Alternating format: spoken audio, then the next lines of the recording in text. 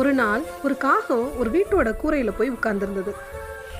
அந்த வீட்டோட உரிமையாளர் தன்னோட பையன்கிட்ட சொல்லிக்கிட்டு இருந்தாங்க, இங்க பாருப்பா, வாத்தை நல்லா கவனிச்சுக்கோ, அதுக்கு உணவு போடு, அது முட்டை தரும், நம்மளோட உழைப்பு தான் நமக்கு உயர்வையும் தரும் அப்படின்னு சொன்னாங்க.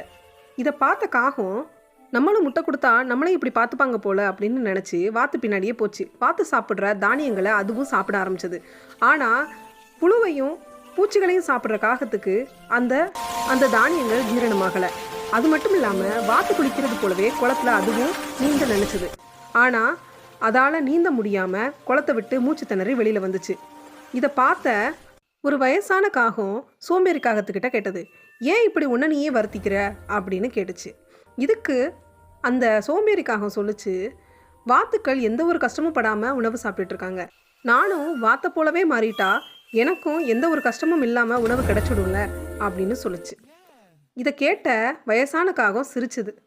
வாத்துக்கள் அதோட இயல்புப்படி வாழுது. ஆனால் காகம், நீ உனக்குன்னு ஒரு தனித்திறமையை வச்சுக்கிட்டு இப்படி சோம்பேறியாக இருக்கிறியே, நம்ம கஷ்டப்பட்டு தேடி சாப்பிட்ற உணவு தான் ருசியும் ஆரோக்கியமும் அப்படின்னு சொல்லுச்சு. இதை கேட்ட அந்த சோம்பேறிக்காகவும் தன்னோட சோம்பேறித்தனத்தெல்லாம் விட்டுட்டு இறைய தேடி சாப்பிட ஆரம்பிச்சது. இப்படித்தாங்க நம்மள சில பேர் இன்னொருத்தரை போலவே நம்மளும் மாற நினச்சி ஒரு போலியான வாழ்க்கையை வாழ்ந்துட்டு இருக்கோம்.